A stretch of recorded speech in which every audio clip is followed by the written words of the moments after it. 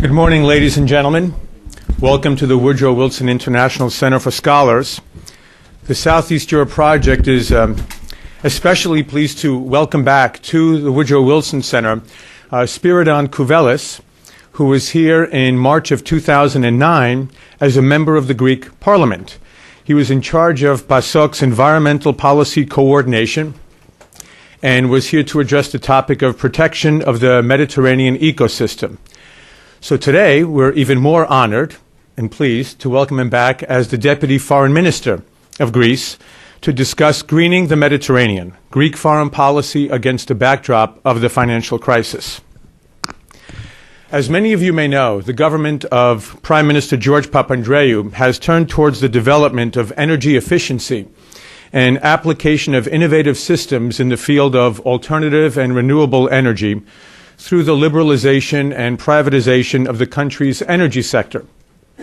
And new and serious incentives to attract foreign direct investment are underway to capitalize in renewable energy, especially wind and solar, among the energy types which are most abundant in Greece throughout the region, and to promote eco-friendly quality tourism as part of the overall strategy to increase economic growth and productivity in Greece.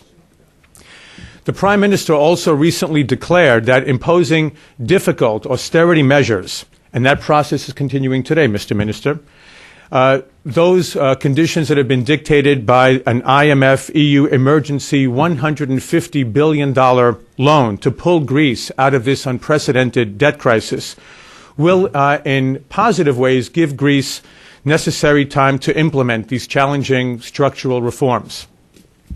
And if successful, the implications for future energy and environment policy development throughout the Mediterranean region, that is, not only the southern tier of the European Union, but also along the northern African coast and the Levant, would be significant. Our speaker today, in fact, is so committed to implementing this strategy on a regional level that he's even called in a recent address for turning the Black Sea green. But today we'll ask him to focus merely on the Mediterranean. Spyros Kouvelis received his Master of Sciences in Environmental Economics from the University of Reading in the United Kingdom. He previously served as head of the Environmental Program section of the Greek branch of the World Wildlife Fund, and including serving as president of the WWF Mediterranean team. He was coordinator for the Mediterranean Wetlands Initiative of the Ramsar Convention, established in 1971. He was responsible for the Sustainable Development Plan of the United Nations Environmental Program's Mediterranean Action Plan, and was elected to the Greek Parliament for the first time in September 2007. And in the intervening years, he specialized in environmental, physical planning, and public works policies in Athens, and took office as Deputy Foreign Minister of Greece in October of 2009. It's a genuine pleasure to welcome back our friend, colleague, the Deputy Foreign Minister of Greece, Spyros Kouvelis. Welcome.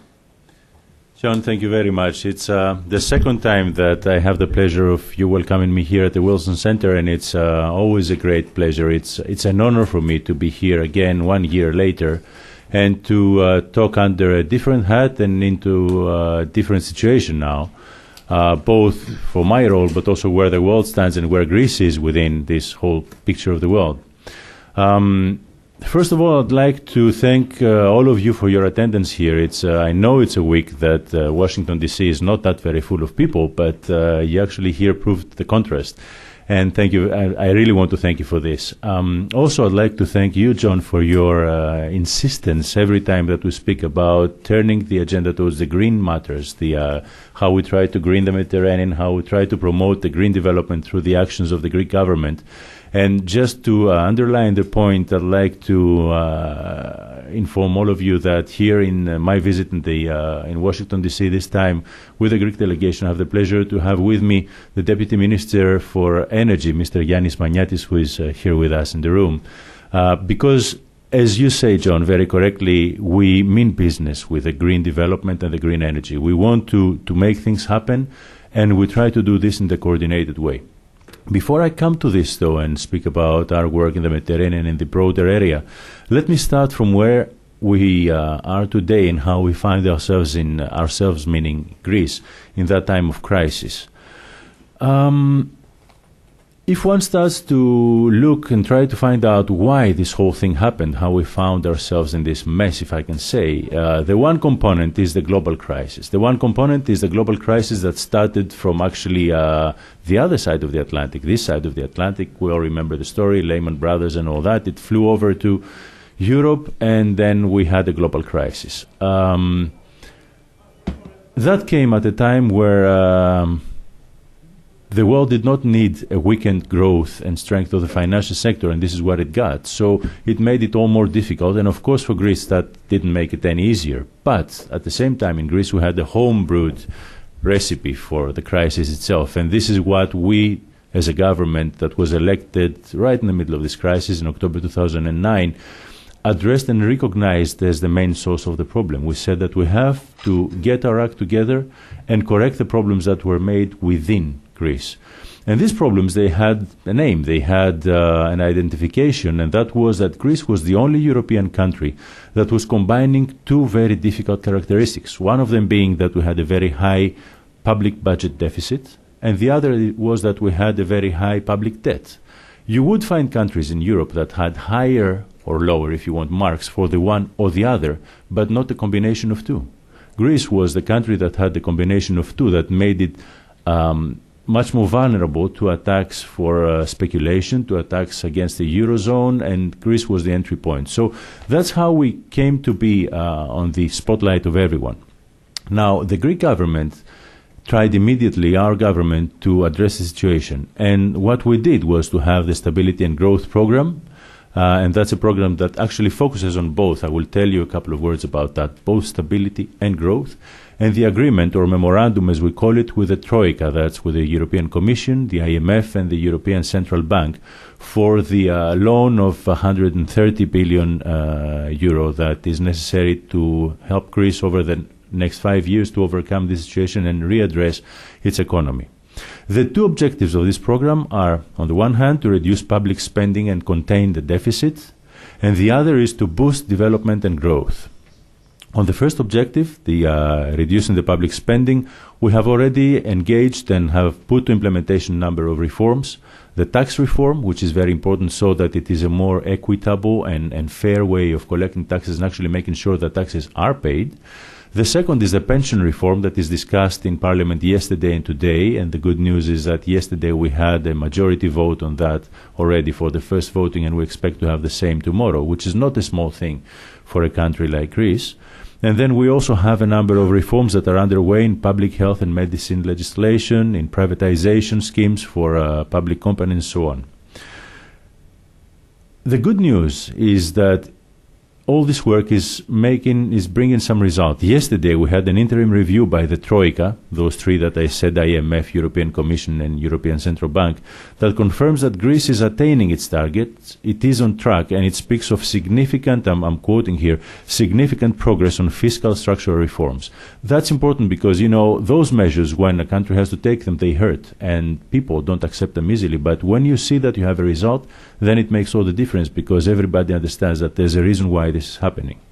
And that leads to a much calmer situation in Greece. The public is accepting the necessity of the measures. People are understanding that, and I was quite interested to read yesterday in The Economist, which so far hasn't written that many positive things about Greece, I have to say. So yesterday I read on an article in The Economist a very interesting quote that I will read to you. Greek trade unionists have smartened up in response to global television coverage of anti-austerity protests in Athens. So they were more organized, flashier colors and all that. Yet, the new look cannot disguise the shrinking numbers of demonstrators turning out to resist the reforms and austerity measures. And the fact is that from May until today, we have less than half of the people that used to participate. Now you have scarce participation in some of these things and a much calmer situation, which is very important because that shows that the whole plan is being accepted. Now, having said that, are we out of the woods yet with all this work? We're not. It's not so easy. It doesn't happen with just taking the austerity measures. They're good to control the spending. They're good to implement transparency. They're good to make taxpayers pay. But without the development and growth work that comes necessarily, that has to come with, there is no long-term solution. The effort that we're making is we're making a massive effort for that, to boost development, attract foreign direct investment, and to start up entrepreneurship, to start up small and medium enterprises, innovation, to use Greece's sleeping capital. We think that this is very important because unless we put the value on what Greece can do, then we don't expect much to happen. And this is where the green growth, the green development comes in. We have engaged in a legislation reform, and one of the first things that our government did, the Ministry of Energy, was to pass a new law for renewable energy legislation. That was meant to make sure that investments in the renewable energy can happen without the so far very important bureaucracy, the red tape that was making any investment having to go through a process of 5 to 6 years until it could be given the authorization to be implemented and start producing, actually. That was driving away a lot of investment. So we have this new law that we expect is changing a lot. Parallel to that, we're doing more things for boosting the growth program, and that comes through the liberalization of tourism services like ship cruises, for example. We had a discussion at the Minister's Cabinet the other day for that. The new fast-track law, as we call it, which is for the business startup, and that means that people that want to start up their business don't have to go through the traditional 35 steps of processes of getting a signature here and there to start up their business, but it's a one-stop shop, as we call it. The new investment support law, that is very important for providing the support to investments, and also a plan for targeted and aggressive economic diplomacy plan to boost foreign trade and balance trade deficits, because we have a lot of that, and targeted efforts to attract foreign direct investment to Greece. The green development part of that is a very important point because we, as I said before, we need to use Greece's comparative advantage. One of the biggest advantages that Greece has is the geographical position in which it stands.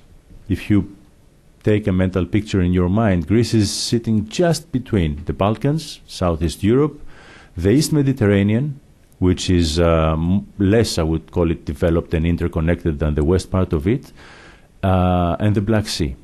So it's a country that is a crossroads between three continents, that is a crossroads between people that are looking forwards to a lot of development in their regions.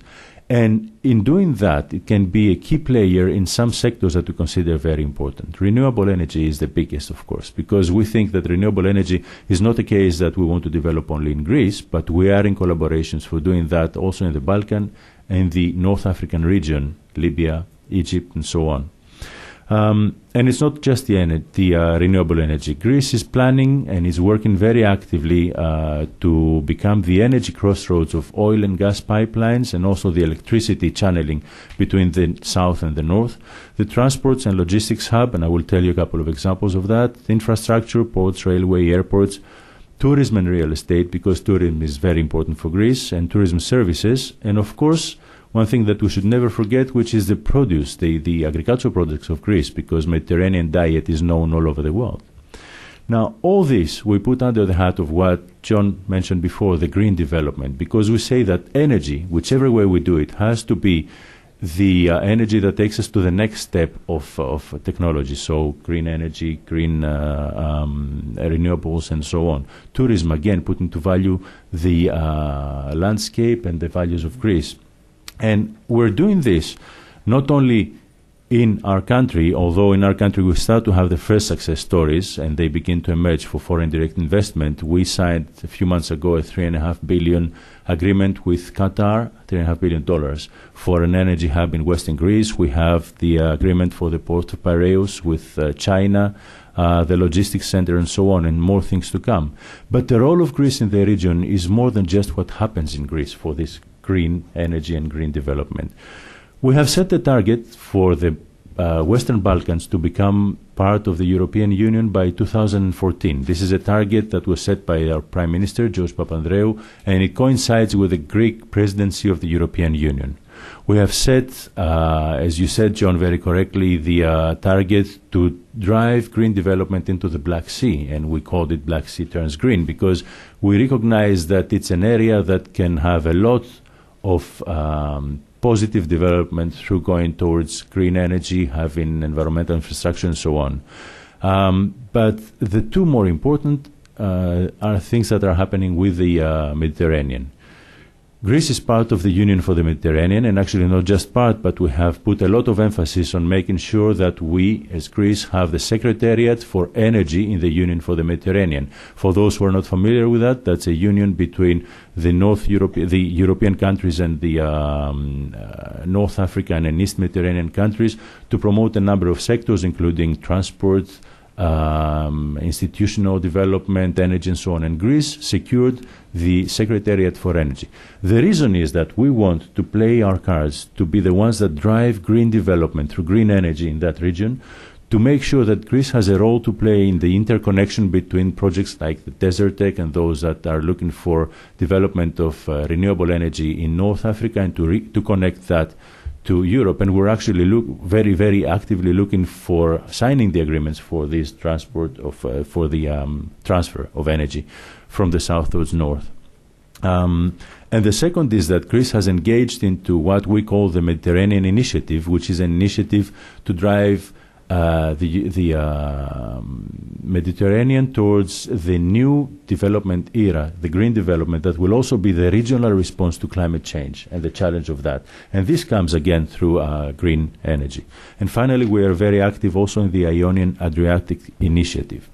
Now, with these, I believe that Greece is turning the page for its development. Greece is a country that came a long way. We found ourselves in a position where we had a lot of accumulated financial problems, a lot of accumulated functional problems, but also a very sheer lack of development forces, of producing good things. And this is what we're trying to do. This is why I think that Greece now is on a new course of attracting foreign direct investment, of attracting entrepreneurship and collaboration between countries. And this is, for example, the reason of our visit here this time, because we want to boost our cooperation with the U.S. and to have business cooperation with both U.S. but also Hellenic American business people. And in that, and because I said that, I want to underline also the importance of the Greek diaspora. I recognize quite a lot of people here that are both that are Greek Americans, and it is well known that for us that's a very important thing. We want to mostly get in touch with the people, the Greek Americans, that have the inventiveness, that have the creativity, that want to be part of this coordination and cooperation between the forces in this country and in Greece. And we're looking for actually cooperation, not for help. That's very important to note, because I think that it's a long-term plan that we should be looking at, that we need to tap on the bright minds that are here, that are tomorrow's lawyers, tomorrow's engineers, inventors, artists, whatever, who can help us bring Greece to the next page. And I think that if I said that in a nutshell, what we want, the 7 million Greeks that exist around the world of the Greek diaspora, is to carry three messages. The one is that Greece is changing with a plan, that it's going through bold reforms into a dependable and dynamic partner. The second is that Greece is turning the page and it's using its comparative advantages to become a regional development hub for energy, for green energy, for transport, tourism, in its region covering the East Mediterranean, the Balkans, and the Black Sea. And finally, convey the message that Greece is a safe and friendly country and an opportunity destination for tourism already from this year, actually, because prices are getting better and because of the downing of euro. With these words, I'd like to close just with one mention specifically for what we're doing here in the United States, because as you remember, after the visit of Prime Minister Papandreou and his meeting with President Obama, we consider that we have engaged in a new era for the cooperation between Greece and the United States. We've had the agreement for the visa waiver program, which is very important, so that we can have more exchange between the two countries. And we've had the support of the Obama administration for the EU-IMF Memorandum on Stability and Development. And I think this is very important, because that underlines, among other things that have happened during this time, that this country sees Greece as a partner for cooperation and sees the dynamic in Greece turning the page that I said before. So I hope I covered some of your points that you want to see, but I'm open to any questions or debate about that. Thank you very much. Thank you very much. Mr. Deputy Minister, what I'd like to do is open up the discussion with a question or two, and then welcome questions or very precise comments from our many colleagues here today. Two things. One, in the context of foreign policy, can you tell us a little bit about the discussions that you or your counterparts in Athens have had with government leaders in the southern countries of the European Union or the countries along the northern African coast about any of the specifics of the kind of ambitious plan, an exciting plan that you're describing here? You mentioned some of the deals already cut with the governments of China and Qatar, but I'm looking specifically at the Mediterranean Rim. And then as it pertains to particular plans in renewable energy, as I mentioned in my comments, my understanding is that Greece has an abundance of wind and solar energy that is perhaps matchless among at least European Union countries.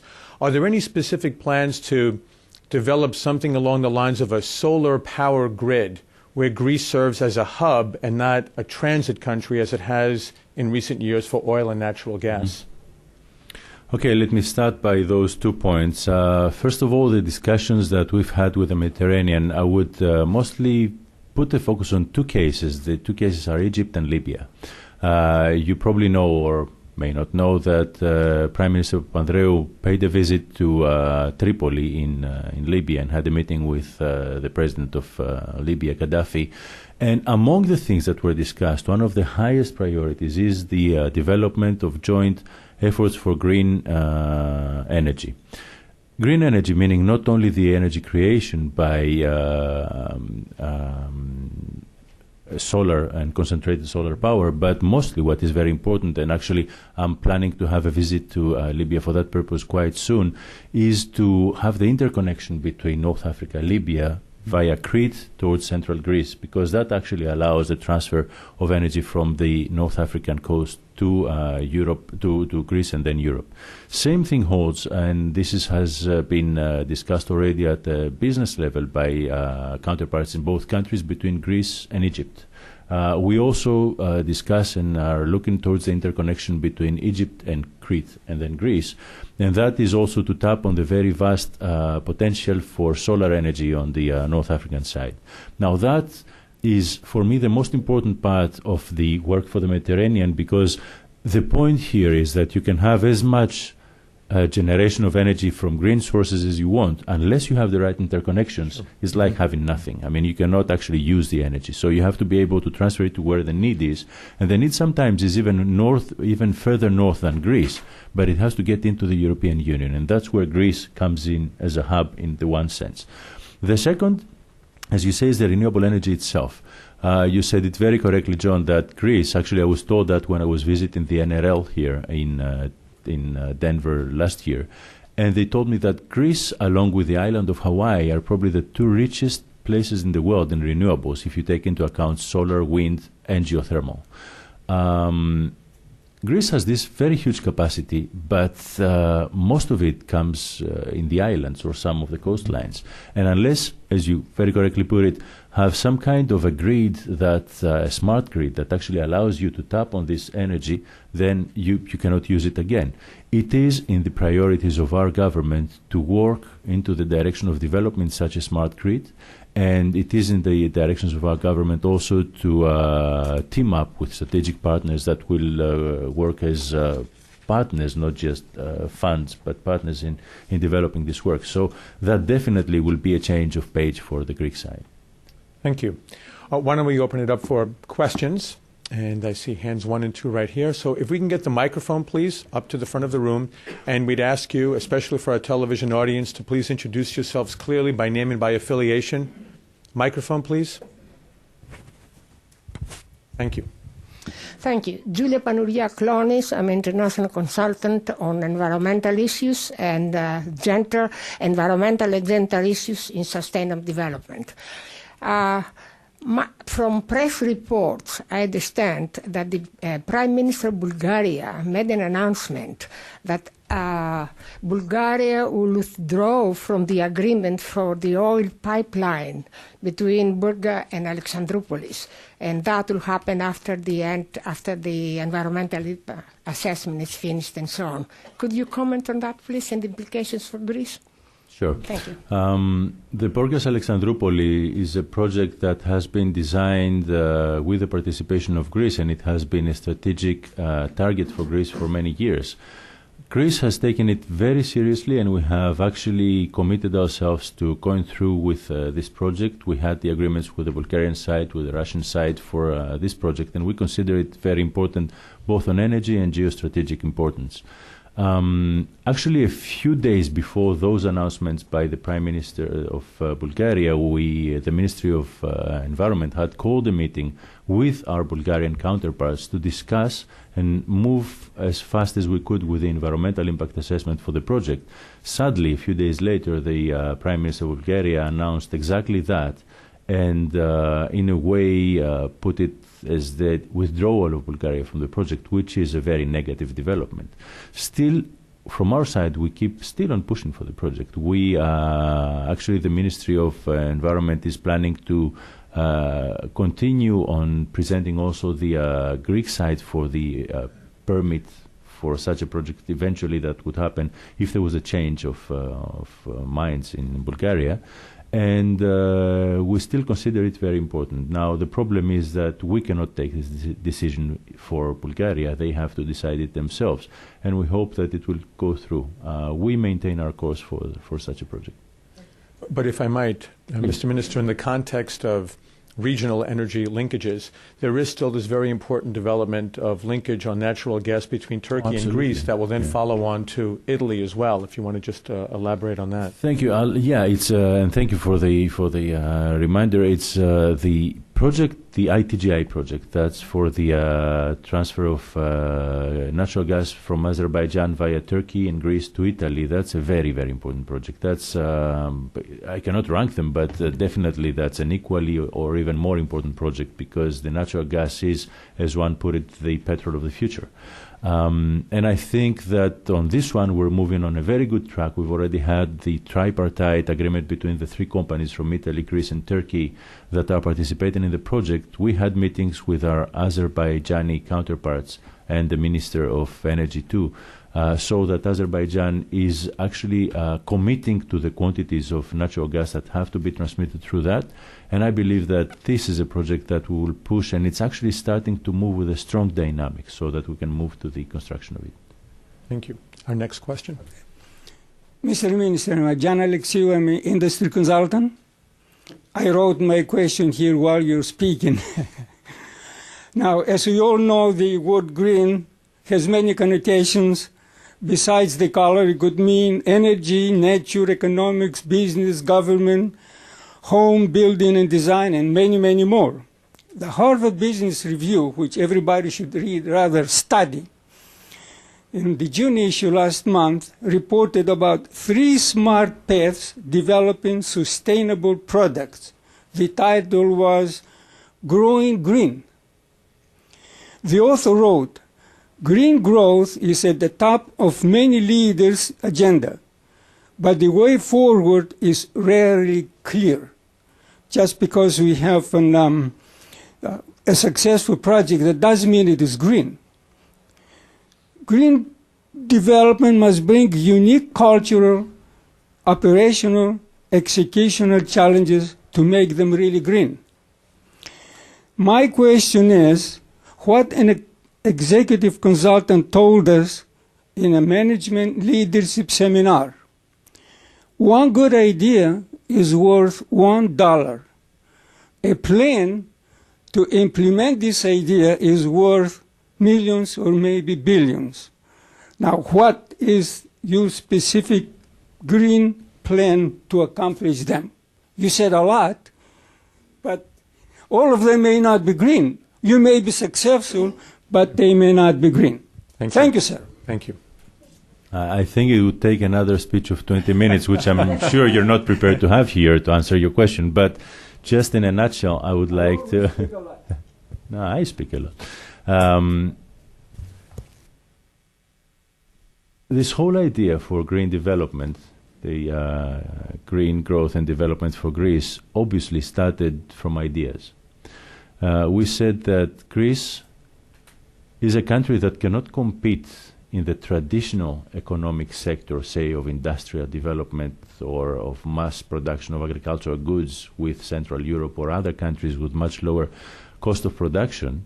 But it has some advantages, and the advantages are, as we were saying before, in renewable energy, it has the richest supply of renewable energy because we have the sun and the wind and the geothermal.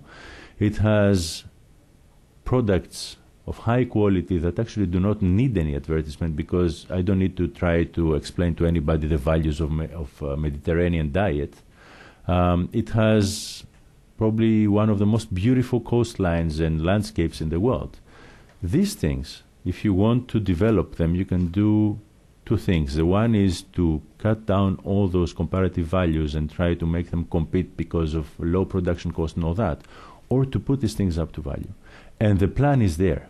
That's the plan. The plan is that, as I said before, we have a new law for renewable energy, and that is a plan, how you actually invite and get the investors interested. Mm-hmm. The plan is there on how you turn towards the production of goods that will not compete on the high quantities but low quality, but have high quality products. Greek olive oil, Greek wine, for example, they're world renowned, and they're very important. And it's very important to get people to understand that by this you actually buy the values that are embodied in it by Greece.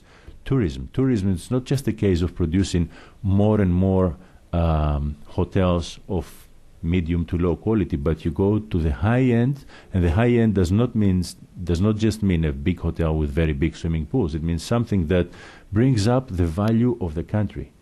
For example, if you want to do something to show the beauties of an island like Rhodes or of Crete, for example, you have to show that this is happening in a very specific area with specific environmental purposes and environmental values, specific traditional, historical, architectural values and all that. This is what we have as a plan, and this is what we're implementing. So, for example, when we're saying that we're trying to attract investors for developing the assets, the real estate assets for tourism, we put the briefing, we put the conditions under which we want this thing to happen. It has to be energy efficient, and it has to be in full unison with the quality of the environment around these places.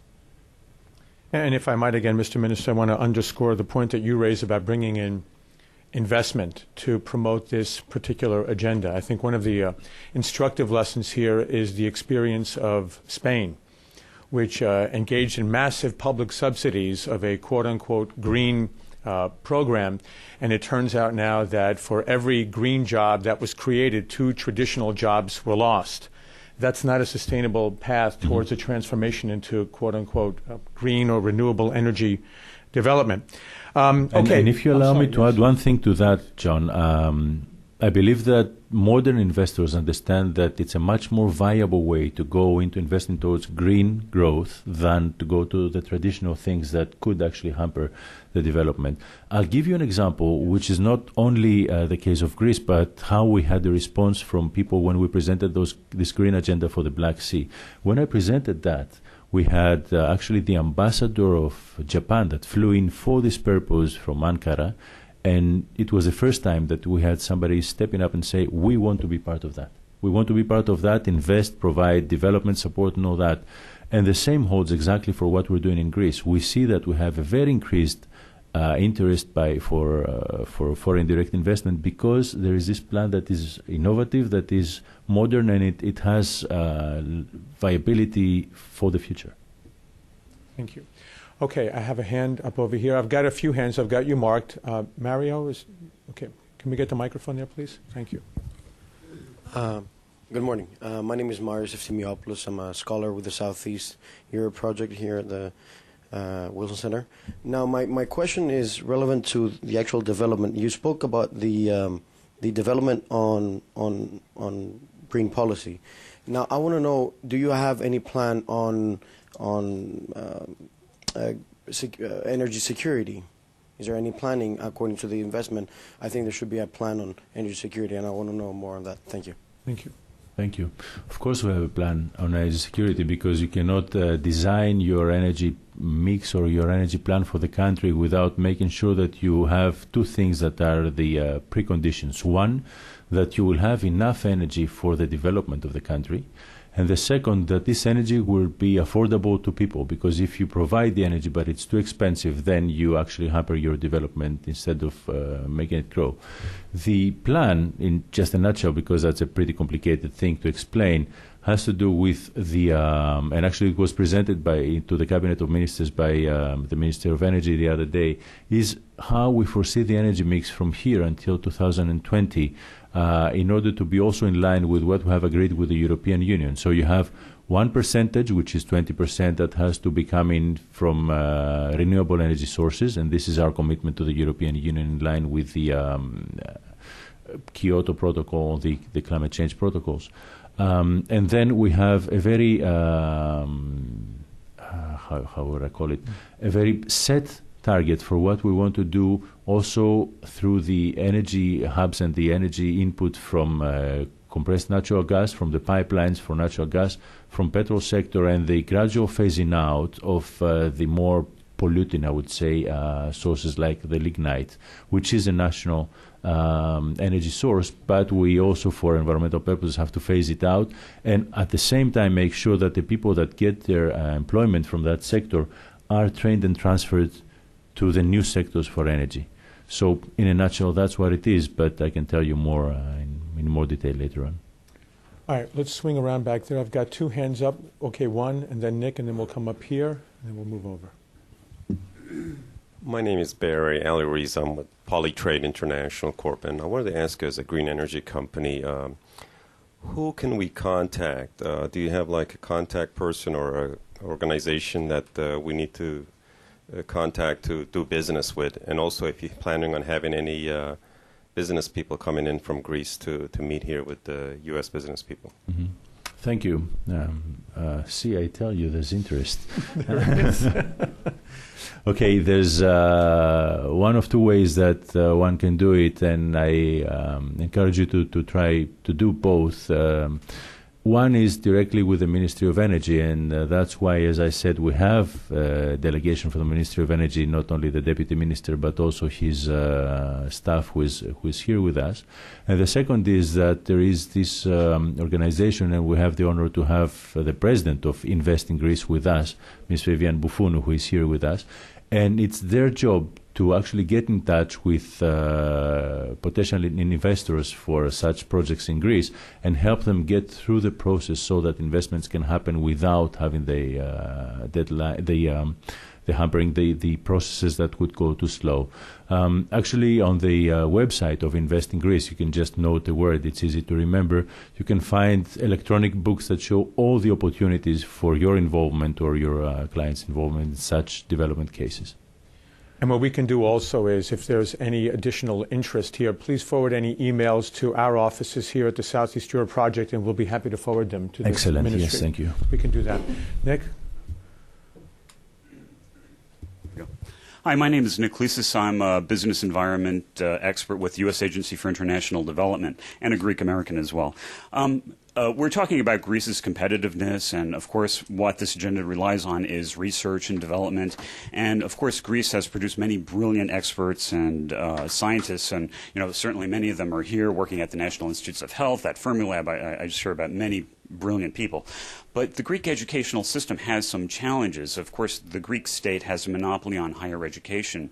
And I came across a letter in Kathimerini yesterday which remarked that because of this monopoly, that there are not good research and development centers. The university system does not collaborate with industry as it does here in the United States or even as it does in Turkey. And I'm just wondering what the government is proposing to do in terms of liberalizing higher education so that private universities could be established and, further cultivate and nourish the minds of Greek experts. Thank you.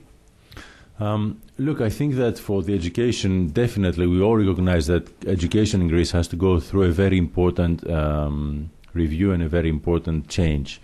It's not just the point of the monopoly and opening up to other university institutions. I think that this would be a beneficial thing to have a more open university system. But I think that the key to your question is in what you said, that you need to develop more cooperation with those that can help advance the research work in Greece. And this is why I mentioned also the people that are here, as you said very well, that we have Greek Americans working in different research institutions and try to bring them to work together. So we kind of need both. I believe that the reform in education will have to set a target not on whether it is liberalized or not, but whether we address the end result, which is to have research that is connected with what we want to have at the end of the day in the productive sector. And that comes from both, actually.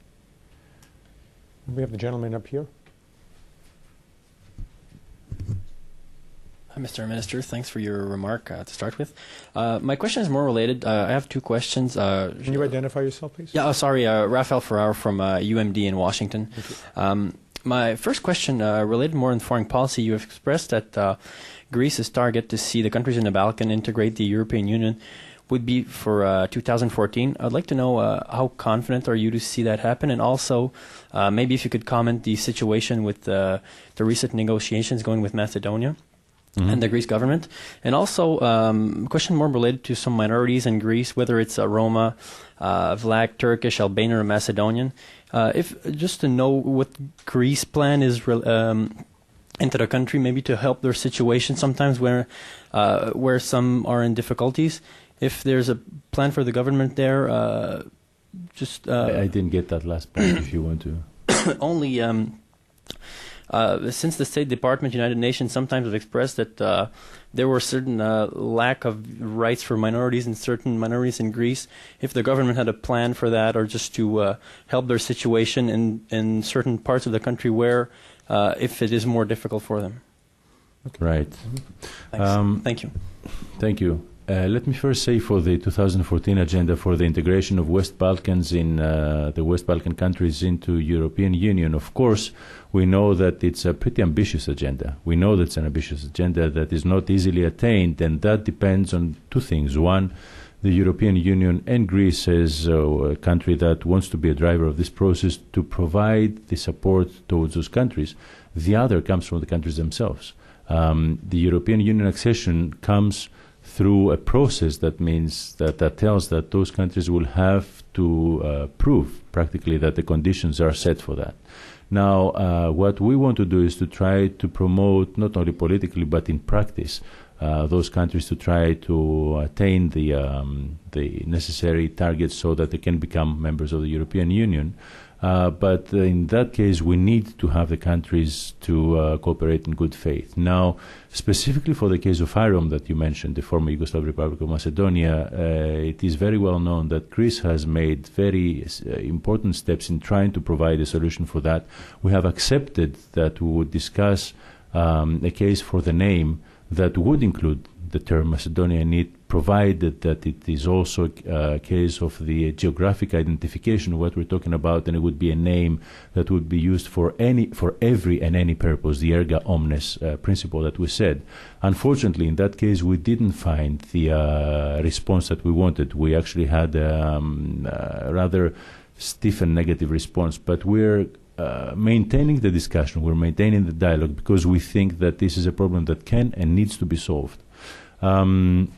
As far as people with other identities in Greece, it is the commitment of the Prime Minister himself, and he said that during the press conference that he gave jointly with Prime Minister Erdogan when we had a visit in Greece, that we are committed as a Greek government, and we are bound as a Greek government to provide equal opportunities and equal rights to every Greek citizen. It doesn't matter whether and how their creed or whatever else case would be.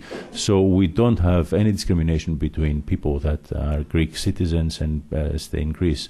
And for that purpose, I believe that we try very hard to provide all that is needed for the creed and for everything else that has to do with the everyday livelihood, let's say, of these people in Greece.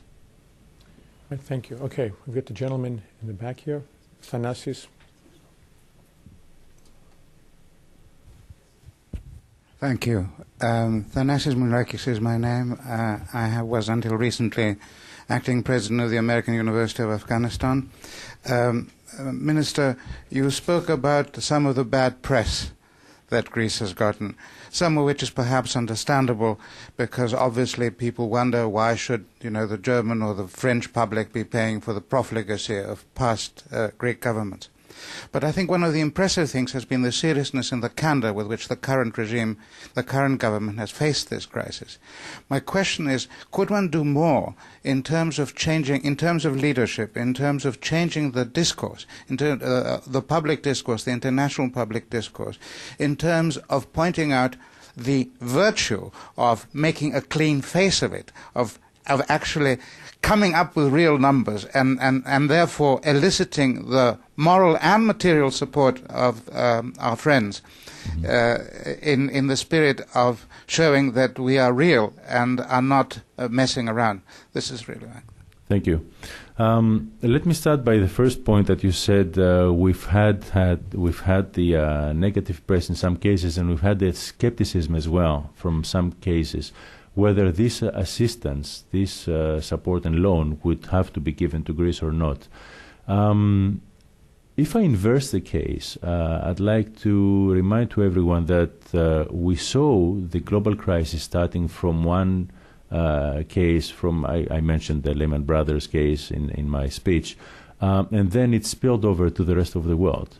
Now, a case like that happening with Greece, because Greece was in a very difficult situation when we had the discussions about this stability agreement, stability and development plan, was very difficult, and that was the case where it was not just Greece that was at stake. It was Greece and the Eurozone and the European Union, and then anyone can imagine what that would have meant for a second helping, if I may say so, of a global crisis, which nobody needed. So I think that the world, by the world, when I say the world, I mean the European Union, IMF, and European Central Bank, by deciding to agree with this support for Greece, was actually in many ways helping themselves too. And I think that's important. Otherwise, you end up sometimes shooting yourself in the foot, as they say. Now, for what one could have done or should do more for providing this, I believe that the most important case is that the Greek government, and this is what we're doing, has to stay the course, has to maintain a very straight line saying that, we agreed that we'll go on a tax reform and we're doing it. I remember when we had a discussion in the cabinet of ministers about the tax reform before it went to parliament, that some colleagues expressed some concern about, the people and how the society would face up to that. No. And the Minister of Finance said one very important thing, that if you have one thread, hanging from your sweater, and you start pulling at it, at the end of the day, you don't have any sweater at all. So you have to make sure that you keep it together, and this is what we're doing. And I think that the numbers start to come up. As I said before, we have now this report by the Troika, the IMF and European Central Bank and EC, that shows that what we're doing actually starts to bear fruit, and we're already only on the first quarter of 2010. And this is the biggest response that you can give to anyone who's still expressing skepticism, that, we do it as we agreed that we will do it, and we're already having some result. A crisis like this cannot be faced in 1 or 2 or 5 months or 8 months that we've been in government, but just the fact that from the nosedive that Greece was going, we're starting now to go on the upward, that tells a lot. And I believe that if we play it right and we maintain our course for the development side of the equation, then Greece is not only on safe grounds, but it's actually becoming one very important country for its development. Thank you. I'd like to continue in that line of thought, if I might, Minister Kouvelis, and talk about how this plays out in democratic politics. The Greek people have been asked to endure very difficult austerity measures, salary cuts, pension cuts, increased taxes, and the like. And there's a very ambitious environmental program that your government is now looking to implement. Is this a program that is being supported by a broad swath of the Greek populace? Do they understand, or has this been part of a program to have this conversation with Greek society about the long-term benefits that could accrue to the Greek nation if this is successfully implemented? Or is this operating mostly at a governmental level, say within, say, interagency in Athens and with governments in the region? I think that as an indicator, at the time that the government over the last 8 months has imposed very tough measures, and there are measures that hurt. We know that they hurt, and especially coming from a socialist government, that makes even us feel skeptical and in a difficult position, because you try to make the measures work so that you can save your economy, but at the same time you impose a very heavy burden on people. I think there's an agreement there in everybody's mind that this is understood from both sides. The government understands that this is not, it doesn't take any pleasure in putting those difficult measures on people, of course. And on the other hand, as I said before, I see the reaction, the negative reaction by people dwindling, so that people are accepting the fact that we need to go the hard way to do things. One indicator of that, I think, is that even after having passed all those measures and all these riots that you've seen and all that, still the politician with the highest recognition in Greece, the one that is being mostly trusted by the Greek public, is George Papandreou. And that actually tells that people might not react happily when you cut down 10, 20, 25, 30% of their incomes, and nobody would expect them to do so. But they do realize that this is a plan that can save the country, and this is the only plan that can save the country and provide a new development impetus for the country. And as far as the development side is concerned, I believe, and I see it when I speak with people, that they fully endorse the idea of going to a new development era, the green development, turning towards a development process that actually puts to value and protects the resources and the inherent wealth of the country, rather than just putting it out for sale. Mm-hmm. Thank you. Gentleman right here.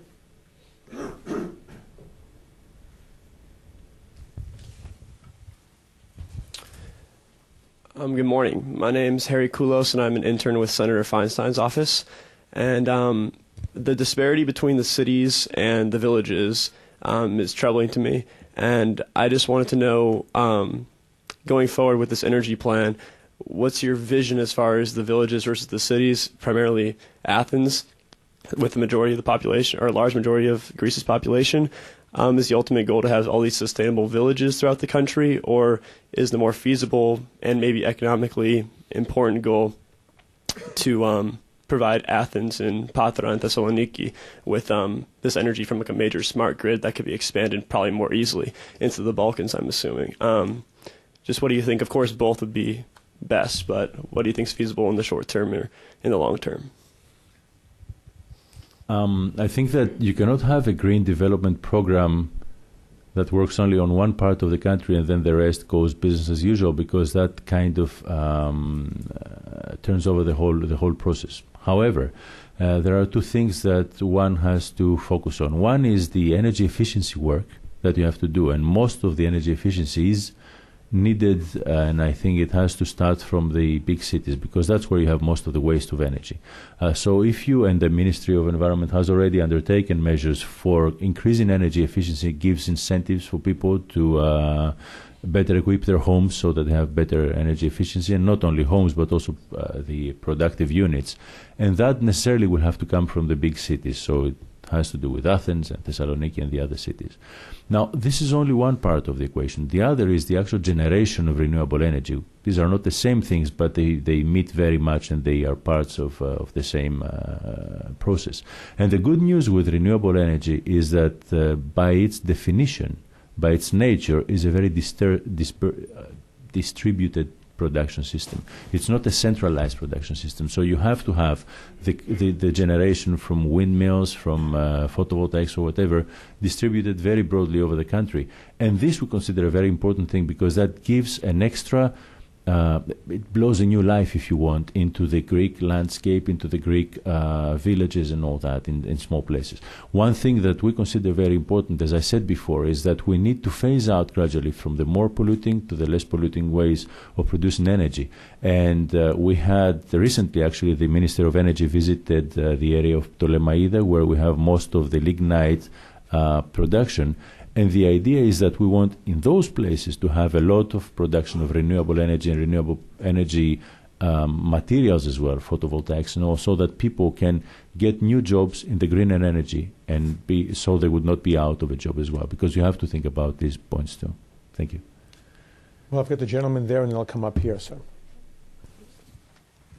my name is Thomas Pennington with the Wilson Center. And you talked about West Balkan membership in the EU by 2014. I was wondering if Mediterranean Green Initiative could see Turkish membership in the EU in the same time frame.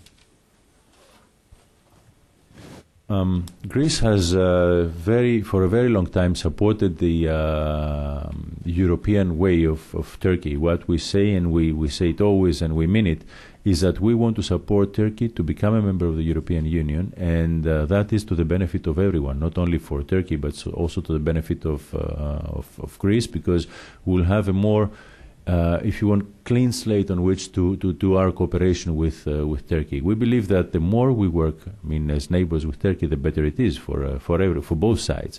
And in this we say that we will support Turkey, but as I said before, for the other countries, the accession countries, Turkey itself has to make sure that the prerequisites for this accession are met. And we want these things to be met, but we will not look the other way when they're not. And there are quite a few things still that need to be resolved with Turkey. So we will insist on pushing for a proper accession, but a proper one. gentleman right here. Much. I'm Ira Birnbaum with U.S. Agency for International Development. I'm our coordinator for energy efficiency and climate change in the Europe and Eurasia Bureau. You mentioned the challenge of integration of the West Balkans into the EU in the coming years. What role do you see in that process for green energy, clean energy, and what involvement from Greece do you see in that process? And secondly, if I may, you also tantalizingly mentioned the interest in greening of the Black Sea, and I'm curious what kinds of activities Greece has in mind in that area. Thank you. Thank you. Thank you. Definitely, for the West Balkans, we consider that the green agenda is a very important one. And the green agenda would come, first of all, through the green energy, and that means green energy on installation, operation of energy production units. Actually, you didn't mention it, but I will. There is this joint project between Greece and USAID, between the Hellenic Aid and USAID, and respective partners for doing this project that we call Syn Energy, which is the promotion of green energy in this region, and we very much believe in the necessity and the importance of this project. We've had a little bit of delay because of some operational matters, but we're now in the process of solving them so that we can go on with this process, and that's a project that we value very much. We think that for the Western Balkans, green energy can become a springboard for more cooperation. You know that Greece is present economically in many of those countries. Greece has about 30% of the banking sector in some of those countries, including Serbia, for example. And we believe that moving to the next phase, which is the actual productive units, is very important because that can bring more and more enhanced cooperation between the economies of the countries. And it's not just energy, it is transport, it is green transport. We think that we need to work with those countries also for railway transports, for example. And we consider this as a challenge and as an opportunity that we need to work on, because that would definitely help also the European perspective of those countries. Now, for the Black Sea, the process that we foresee is the same, but a few years back. So we are not there yet, but what we said in our agenda is that we want to promote cooperation for green energy, but not only, because the Black Sea is one region that lacks very highly some other environmental infrastructures, water management, water purification, green transport, and all that. And for that purpose, we first of all want to use the Greek presidency of the Black Sea so that we develop an agenda, and that's an agenda that focuses on those specific sectors and has the political commitment of the countries to move towards this direction of development. And the second is that we want to make it in such a way that it attracts investment, but also the business sector that will want to do that. And for that purpose, on the 2nd of December, that we have the the meeting of the Ministers of Foreign Affairs of the Black Sea countries, all the Black Sea countries, we're organizing a back-to-back big forum, business forum that will bring together all of those who are interested, not only from the region, but it could be from the United States, it could be from anywhere else, Japan that I mentioned before, that will express their interest to work in unison, to work in cooperation with this plan for the development of that. Also, one part of good news for the Black Sea is that I've already heard from our Romanian colleagues who are the ones taking the presidency after Greece, so in the first half of 2011, that they are very interested in moving on with this agenda. So we want to have the continuity of this work because that will not happen in just 6 months, of course. Thank you. When you're referring to the Greek presidency, you mean specifically the Organization for Black Sea Economic Cooperation. Thank you, John. The BSCC. Thank you. Okay. Yes. Okay, I had a question here, and I'm sorry, Panayota, and then the gentleman here. Can we get the microphone up here, please? Right up here. Thank you. Panayota Manoli, a scholar at the Southeast Europe project here at the Wilson Center. My question is very brief. Could you please comment a little bit on your government's views on nuclear energy? And I'm saying that especially with regard to what is going on in the neighborhood. And we have seen a lot of agreements on nuclear energy plants, and there are already nuclear energy plants in the wider Black Sea area, but also in Eastern Mediterranean. Thank you. Thanks. Thanks. There's a microphone there. Go ahead. You can answer that question. Okay, I'll answer this one. For nuclear energy, our government has a very steady position, a very clear position. We do not consider nuclear energy an option for Greece, and we do not have the use of nuclear energy even for peaceful purposes in Greece. We want Greece to be using the other energy sources that it has, because it does have options without using the nuclear energy. Actually, we think that with a proper mix of energy between renewables, natural gas, petrol, and so on, and lignite, Greece can come up with a very cost-efficient way of producing the energy that it needs. And I think that the policy also of developing grids and interconnections is very important. One of the reasons why we do not want to engage into the development of nuclear energy is the cost factor. It's not just the environmental factor, because the cost factor says that to properly develop, especially in a country that has very often earthquakes, nuclear central, is a very costly process and a very long in terms of time process. So that would mean that unless you put the cost hidden in some way so that the government covers it, the cost per kilowatt hour would be quite elevated. Now, this, as far as Greece is concerned, in the countries around it, there is quite a lot of discussion for the establishment of new nuclear plants, and the problem is that we do not have any sovereignty or right to tell to those countries what they can or cannot do in their energy mix. But the problem, or actually not a problem, but what we would be eager to engage on is to use actually the argument that Greece is a country that does not want to have the use of nuclear energy, and for that purpose we would try to agree, if possible, with those countries that such installations should not be placed close to the border with Greece. Obviously, they have the right to choose what they do with their energy planning, but that's the way that Greece wants to see the issue. Hi, I'm George Economese. I'm a private citizen, and I admire your comments about preserving the gems of the country, which is its natural beauty and its sea. I know that for years we've been exploiting oil in Thasos, in the northern part of the Aegean, and there's been talk of other exploitation of natural hydrocarbons in the waters in the Ionian Sea and possibly creating exclusive economic zones in that area. If and when you decide to create an exploitation of these natural hydrocarbons, how do you see the government's role in preventing another Gulf incident like we had in the Mexican Gulf area? Because if you were to have such a disaster, it would have great implications on your preserving the ecosystem of Greece and its tourism. It would be absolutely disastrous. So if you could comment on that for me, and whether there's where the government's looking to hydrocarbons in that area?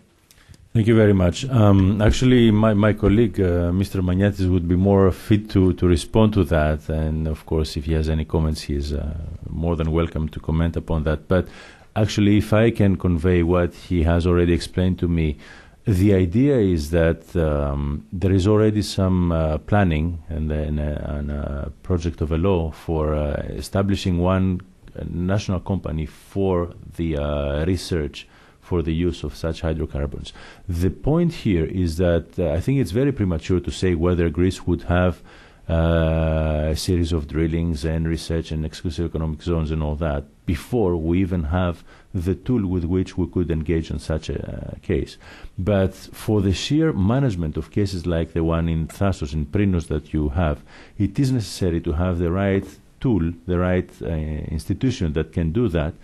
Also, for the purpose that you say, that if you have a boss, if you have a company that runs that, then you can make sure that all the terms are being put into place so that you avoid cases of what has happened in the Gulf of Mexico. You have to have the institutional vehicle in place so that you can manage that, and then having the tool, it is possible to decide and to see what is the most valuable thing for the country, whether you want to go into further research for possible exploration or that. But I think it's a little bit too early to discuss about this second point. Thank you. Well, Minister Kouvelis, I think we've covered all the ground here. I think we've covered quite a lot, yes. First of all, one administrative note. Please join us on July 13th, this coming Tuesday, for a presentation on NATO's strategic plan and Greece's role in developing that plan. That will feature our scholar and previous questioner, Dr. Mario Efthimiopoulos. Please join me in a round of applause to thank Minister Kouvelis for a terrific presentation. Thank you all very much for joining us. We're looking forward to seeing you all very soon. Thank you. And thank you so much, John. Thank you. Great.